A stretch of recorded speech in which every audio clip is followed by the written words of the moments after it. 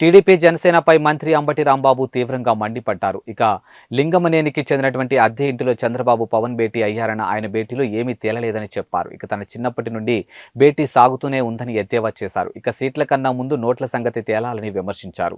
జన సైనికులు జాగ్రత్తగా ఉండాలని అన్నారు. ఇక ఆయన పవన్ కళ్యాణ్ వెంట వెళితే కుక్కతోక పట్టుకుని గోదారి ఈదినట్లే అని తెలిపారు. ఇక పొత్తులో భాగంగా పవన్ కు చంద్రబాబు ముష్టి వేసినట్లు సీట్లు ఇస్తారని విమర్శించారు. జనసేన అధ్యక్షులు పవన్ కళ్యాణ్ గారు, అలాగే తెలుగుదేశం పార్టీ జాతీయ అధ్యక్షులు చంద్రబాబు నాయుడు గారు, చంద్రబాబు నాయుడు గారి అద్దె ఇంట్లో, అద్దెలేనా సొంత ఇల్లా, లింగమనేని వారి ఇంట్లో సమావేశం అయ్యారు, భేటీ అయ్యారు.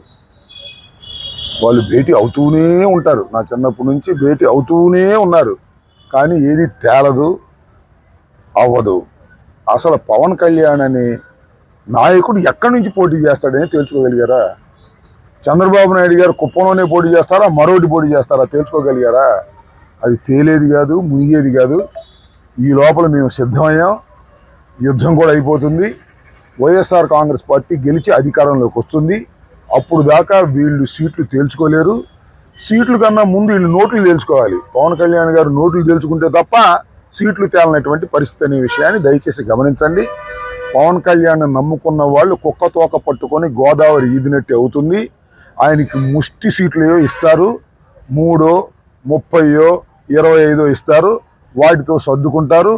సీట్లు ఏమే ముష్టిస్తారు కానీ క్యాష్ మాత్రం బలంగా ఇస్తారు. దానికోసం ఆయన ఎదురు చూస్తున్నాడు.